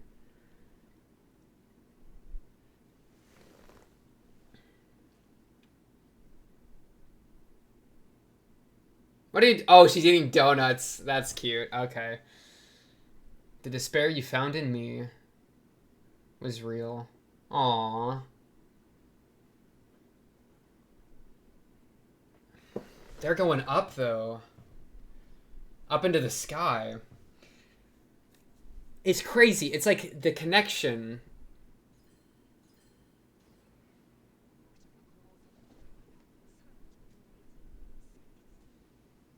What is going on? Oh, climb. No. Hachikuji, wake up. Shinobu, wake up. Thank you, Shinobu. That's my girl Shinobu right there. Good sweep. Keep him off balance. Great timing. So yeah, this is giving more context to the Sengoku thing from last episode. How she sleeps during the day. But if they're ready for it, then she can just stay up late or like change her sleep schedule around a bit. I bet.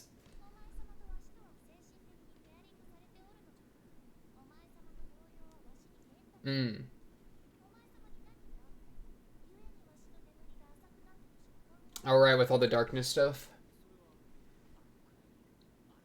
Yeah.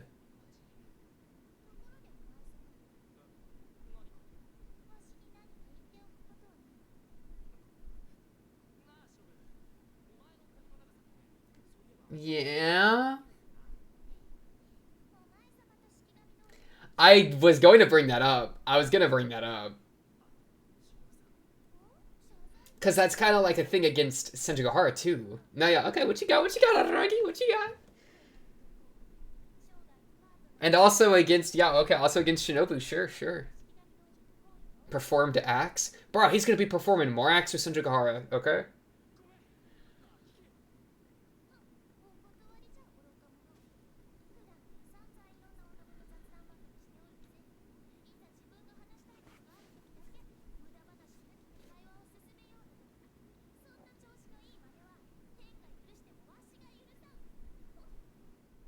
Wow, okay. I was not expecting that at all.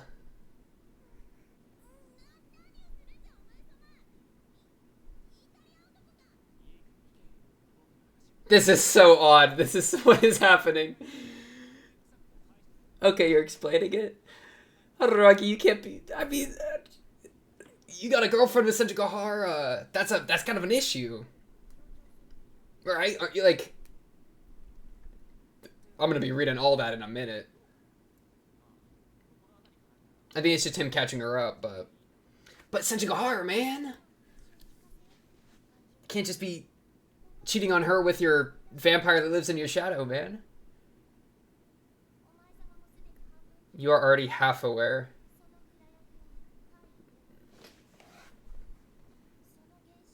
Okay. I've seen in the past. What is it then? 400 years? Is that why we're going back? Yeah. Bet.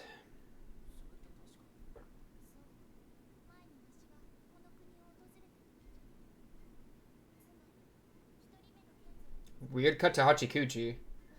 Oh, wow. When you made your first minion? Okay, so it's probably from you making minions. That it comes for her whenever she makes a minion, maybe?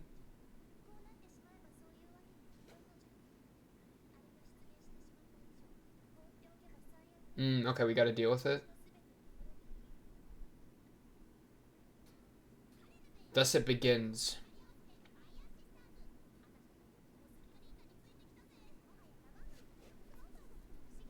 Full-fledged program. Okay. Preview quiz. What's up?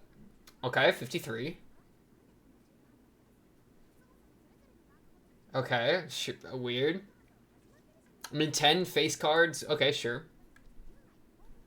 40 cards. Yeah, let's just cut them all out. Sure. A moon suit? What, like tarot? Facts. I still don't see why the one card is called Ace. That's kind of facts. Why do they call it Ace of whatever? Oh my goodness. Okay, Araragi, you cannot be making out with all these children. Okay, whoa. Araragi. Okay, Araragi, you cannot be making out with all these oddities. We can agree on that. You cannot be making out with all these oddities when you have a freaking Senjugahara. You cannot do this when you have a girlfriend. When it was with Ononoki, I didn't mind because that wasn't, you didn't consent to that. That just kind of happened to you, okay? It was like you were caught off guard. That wasn't your intention, so I was like, okay, I'll let it slide. But you can't be walking up to Shinobu and locking lips because that's obviously, like, you know, Senjugahara. I don't know, man. And all these flashing bits? What is going on here? Oh my goodness, Araragi. That's just crazy to me that that's been done. It's crazy because it also was like, it was genuine because it wasn't like this perverted, brush your teeth, nonsense, yada yada, right? It was more just like, okay, boom, we're kissing, right? So it was like a more, like, I feel like that was a genuine connection because he's always so around the freaking, or like indirect with all that kind of stuff, usually. So it's always so weird when he does it. Or, like, you know, like, it gets all weird with him, like, flipping the skirt and being all perverted and all that. So for him to just walk up and lock lips, he's not playing any of those games. But it's like, dude, you got a girlfriend with Senjugahara? That's kind of cringe, is it not? Have you talked to Senjugahara about this? Is it like, hey, I got this... Shinobu's in my shadow, dog. Is that, like, free game? I don't know. I don't know. I'm just saying. Can I get some of those big blocks of text, please? Okay. The darkness. What is the darkness? So this is something that I think the case is that Shinobu believes in it. Shinobu knows about it. Well, she said it wasn't an oddity, so maybe it's kind of different rules. We'll see. Shinobu believes in it. It's making moves from that, but she's connected to Araragi, so Araragi has like that weird half vision of it. Maybe that's kind of the situation. Where it's like, is it like the baggage? No, it's not the baggage because it apparently was happening back then too. Are we really going to get to go back in time? That'd be pretty cool. And it like takes place through Shinobu talking to Araragi, but Araragi's telling us about it. So it's like we're getting Araragi's perspective of the story that that Shinobu's telling him. That's kind of cool. You're kissing that Shikigami. Why are you doing that? That's a huge, crazy step for them, though, as like a, you know, with their relationship, for him to do that with her. Too sharp. Because, yeah, I mean, it's really him, like, saying, like, yo, I'm sorry I feel this way. You know, I'm not trying to push you aside. Like, we are, you know, in a... Wait. Oh, okay, no. He's talking about Hachiguchi here. How he returned back to his place in a friendly family manner. But no, yeah, with Oshino, or yeah, with Shinobu. Oh, Shinobu, right? That's like reinforcing their relationship and all that jazz. Okay, this kind of stuff. Thank you. I was having so much trouble finding it. Is this just so we're clear, I swear on every god's name that I haven't laid a finger on Hachikuji's backpack since she forgot it at my place yesterday. I might have been called a cruel man with a Lolita complex, but my moral fiber hasn't deteriorated to the extent that I put my hands on a girl's private property. Sure. Surely. You're a what? A gentleman, you dare say? Is that what you say here? I'm a gentleman, a caballero, I say. This is a good time. I'm a vampire, so I don't need to be all that regular with my food intake. However, old habits die hard, and Hachikuji's with me right now, too. It might not be a bad idea to have lunch with her.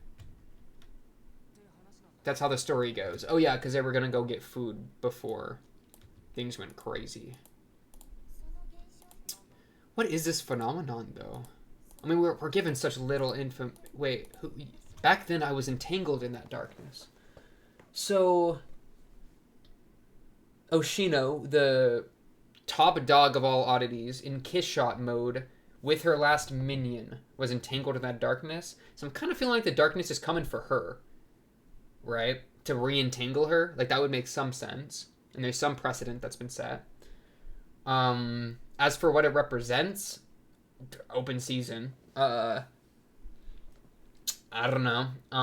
It could just be like she has a... Man, I gotta rewatch Kizu.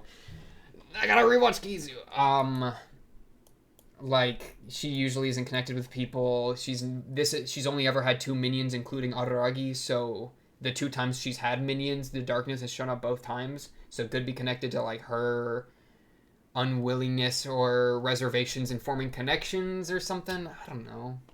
Especially because we just had a very relationship-focused thing with them kissing. And her... Man... That's just crazy to me. That's crazy to me that we never even... I don't think we ever even saw Shinobu and him kiss. Like, because I'm thinking back to, what was it, like, Bake 13? Where they, like, go out in the stars or whatever. And, like, them kissing was something that was off camera. Like, it wasn't something for us to see. It was something for them, which I really liked. But for this, it was like, we got to see that. We got to see the kiss. So that's... I don't know. That was purposeful.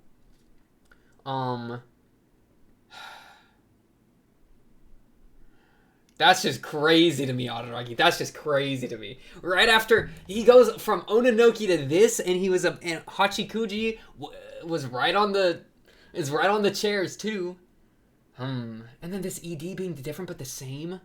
It's okay. So they're going up. Why is she like a ship captain? I forgot my own analysis of this stuff. She do be piloting it though.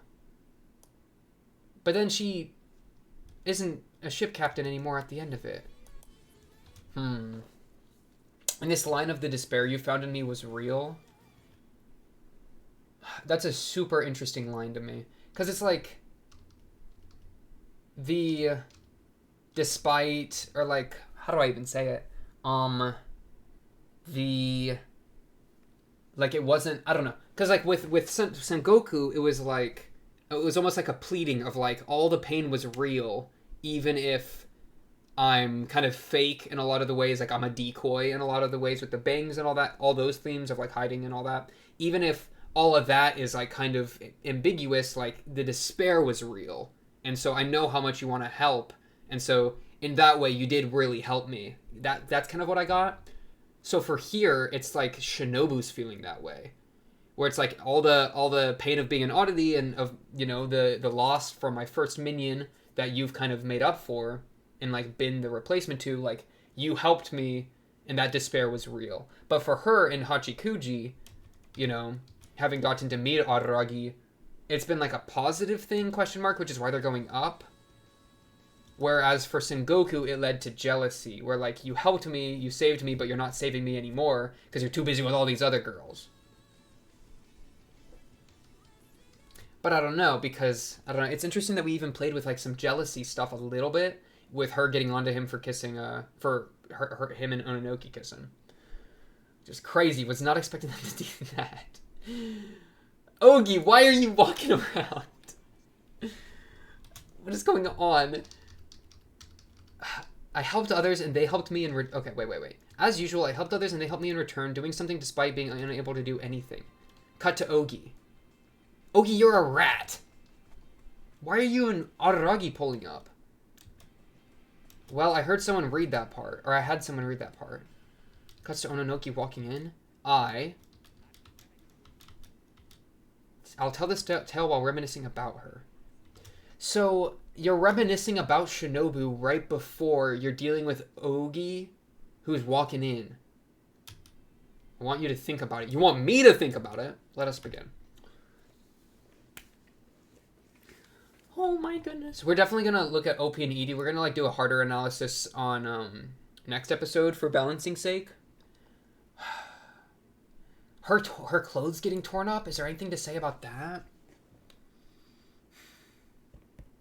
I'm trying to think everything as an analogy, you know? Everything as an analogy, which is so hard to do. And all the man, and it's crazy because they're bringing in all the stop signs too. Like, what exactly happened here? Because this is important. Wasn't he unable to stop? So he's trying to brake. Here I failed. Yes, I foundered. I strayed onto the car lane.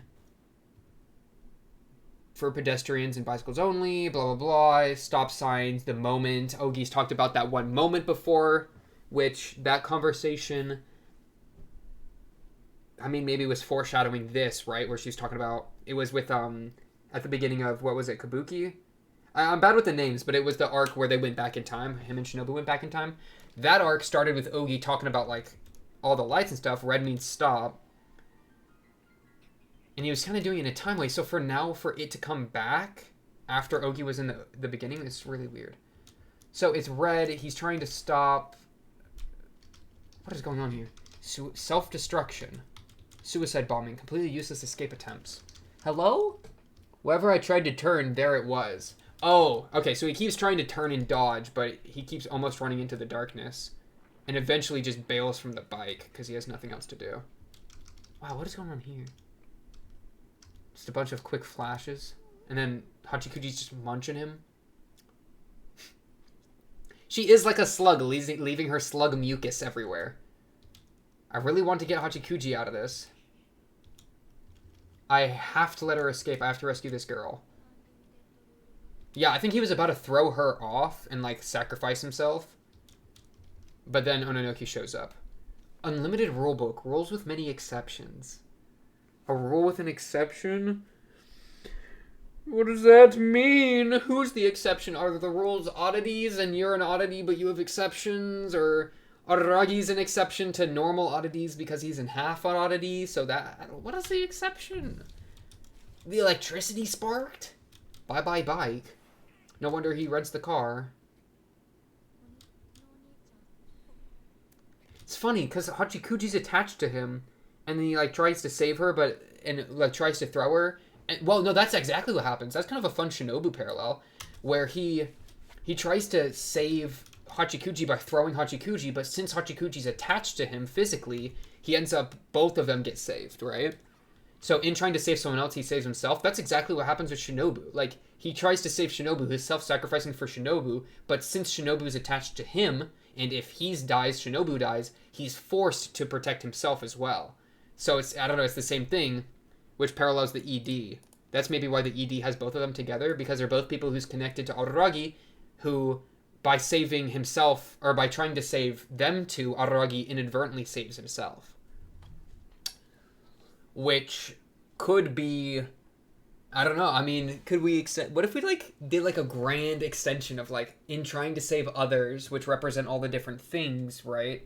Inner child, shadow self, monster, yada yada, old justice ideals with the kiss shot, or for the fire sisters, blah blah blah blah, inner resentment, blah blah blah blah. In trying to save all these other people, he's saving himself through these traits.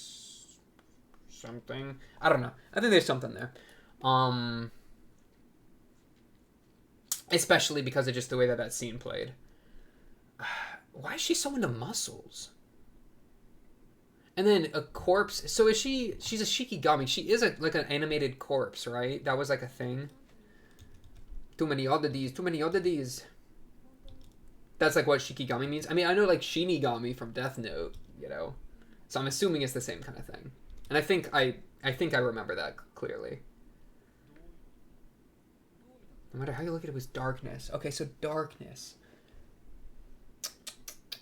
What is darkness? Darkness conceals. Darkness is the absence of light. Darkness takes place during night. The moon. Oddity land. Maybe it's like the core of oddities, because oddities are kind of night-based overall. I feel like they've always had like a night theme. So perhaps it's like this is the night of which oddities spawn. So maybe he's coming to the realization that he's spawning oddities because he is connected to Shinobu, and Shinobu's an oddity. So by being connected to an oddity, he's like creating oddities, which would be the same thing that would happen to Homeboy, the first assistant, where, you know, that ended up, I think he killed himself, right? If I remember correctly, from Kizu. With Shinobu, right?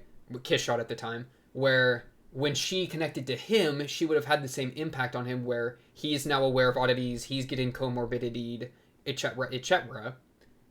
So the darkness could be that which spawns oddities. I kind of like that. This show is hard. I love it. I'm so excited to read and watch video essays. Holy crap. To be a consumer with this stuff is going to be fire. Okay. But then comparing it to like a phenomenon. I mean, because phenomenon, that kind of works because the phenomenon of oddities spawning, of oddities, the supernatural being created from belief, that is kind of a phenomenon that doesn't target a particular human. It just is what happens when you reach certain levels of understanding, which it's such a cool thing. It's like a, I forget the word, like something that just by knowing it, you've screwed yourself, right? Like knowledge which should not be known, that by knowing, like it's better to not know of oddities. Like you're better off if you don't know about them in the first place, because then you're not getting hoed by them constantly. But then you never get to know Shinobu. But yeah, perhaps what I just said is actually like wrong. I think that's maybe something that some of the characters would believe, like, but then we have Oshino who walks in, you know, who's like, no, it's more of a balance, you know. He like, yeah, I don't know. It's been so long since we've talked to him. I just need his take on a bunch of this new stuff because it's been so long. But he does feel a lot more balanced, as opposed to somebody like Kagenui, who's more like a violent, get rid of the oddities. And then a Kaikyu who's maybe like a discreditor, take advantage of, con, ghost right kind of thing. You know, compared to them, Oshino feels very different and more of a being more accepting of oddities, which I feel like he's been described as such. So, yeah, and that would be saying an argument of like it isn't better to not know of oddities. Like there is a degree of like a level of like introspection, which is represented through this connection to the supernatural, you know, an introspection into like mental issues, blah blah blah, that is good and is helpful and reaches like new levels of enlightenment for oneself, that oddities are good for. But going too far, you spiral, you doom spiral, and you die, or something horrible happens. You become a god, I guess, and you devolve into full oddityness, where ideally you would do what's being done in the ED, which is those that are oddities, you know, the inner child of Hachikuji, and then the vampire, the beginning of oddities, of Shinobu, all that, the monster, the shadow, blah, blah, blah, that of Shinobu, these things are risen up, right? And it's like the important and the good things that come out of those oddities are being brought to the surface and are being like enjoyed, as opposed to doom spiraling down into the abyss. And that's why we're going up instead of down in the summary, because we want to go up, we don't want to submerge. And it's like deception, you know, I want to be deceived by a lie. Certain lies are good for the soul. But it's like, man, are oddities the lie, or do you lie so that you don't deal with oddities? You know? Because it's like, if you don't believe in oddities, then you're lying. You know, you're deluding. You're like, it's like a deluding. Is it deluding for or deluding against? Right? Because, sorry, my headphones. I hate these headphones. Is it a deluding for or deluding against? Because if it's oddities. Do oddities exist? Or are they just collective delusion? Because if they're collective delusion, which is kind of what it feels like, you know, then they don't really exist, but now they do exist, and they only exist because they're the lies. They're like, they're fake, they're supernatural, they're myths, but they're believed in so much that they become real. So oddities are real, but they're only real because we think they're real. So it's better to not think they're real so that we don't have to deal with them. However, maybe some oddities are good to be dealt with. Right? Shinobu, Hachikuji. Yeah? We like that? That's kind of what I'm feeling, homeboy Oshino saying. Kaiki, what you think about that, homegirl? I mean, he's literally selling curses to children. I mean, I know they're faulty, but... yeah, but then what do oddities represent? Do they represent just straight up stories in a way? Because story, like, I mean, they really went into that last arc. Because it was the whole, like, the fake story, the delusion story, the decoy story, all that kind of stuff was what caused the birth of Snake God Sengoku. So I don't know. You could probably try to tie the word story to it, but I feel like that's just too pigeonhole. You know, I'm trying too hard. Like it's broader than that. Whew. Okay, is there anything else in here I'm trying to talk about right now? I'm not gonna lie, the brain is starting to max out. The brain is starting to max out. Mayoi the slug. Yeah, because it's like her nature as an oddity is being changed through influence with ARARAGI, right? You know, she's losing her shell, which is like the oddity is being changed as like the human changes the oddity, or in this case, ARARAGI changes the oddity as much as the oddity changes ARARAGI, right? Shinobu, of course, is an obvious example of that, where she's now like she went from Kishot to Shinobu, and then now Hachikuji is an example of that because she lost the bag and didn't die like a snail would die. She was able to kind of become a slug or whatever. So I feel like that is part of... I've only entered Araragi-san's home at night to watch over him, question mark? To begin with, what you did yesterday was practically kidnapping, you know? By the time the series ended, there will be more novels, like so many zombies endlessly being brought back to life. There are a lot of things I'd like to eat, but none that I would like to eat with Araragi. Wow, brutal.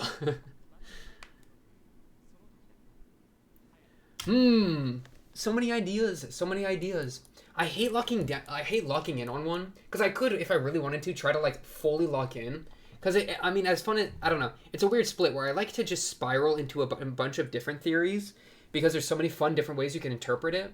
But then I feel like I'm being indecisive, you know, and I hate to repeat myself, and I kind of feel like I end up repeating myself. But I don't want to lock in too much because then I feel like then I wouldn't be as open to the show. It's a weird balance. Because it's such an interpretive show. There's so many different ways to interpret it, I feel like, for so many of these different arcs. And it really doesn't hold your hand, you know? Which I love about it, but it also makes it so, I don't know, makes it very interesting. Very interesting. And you're just gonna lock lips with her like that? That's just crazy to me. How do you feel? You didn't even bring up Senjugahara. Oh, Lord. That's just crazy to be Araragi. I don't even know what else to say about it. With Oninoki's taste still on him, bro. Shinobu's tasting Oninoki on his lips. That's crazy to me. Okay, you know what? That's all I gotta say about this arc. Arc's over. That's all I have to say about it. No. That's all I have to say, I think, about Onimonogatari.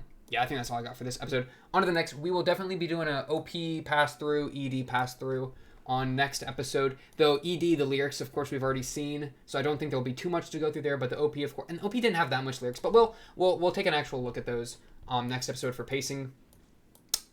Why are you so into muscles, my girl? I don't know. Good start to the arc, though. I'm definitely down. Maybe I need to stop going so abstract and maybe just like lock into each story a bit more. I don't know. There's a lot of different ways to approach this show. We'll figure it out. We'll have a good time. You know what? That's the most important thing, is that we're having a good time, right? Yep. True. So yeah. That's all I got for this episode. Episode 1 of Onimonogatari. On to the next, episode 2. Of course, if you like the video, subscribe. If you're new, blah, blah, blah, comment below if you have anything to say, or join the Discord and talk to me or other Monogatari fans there. Hit the notification bell as well if you want to, because bing, bing, bing, that's good for the algorithm, good for me, makes me happy, makes you happy, bing, bing, bing, streams, bing, bing, bing, whatever. And yeah, that's all I got for this episode 1. On to the next. I'll be seeing you then. Peace.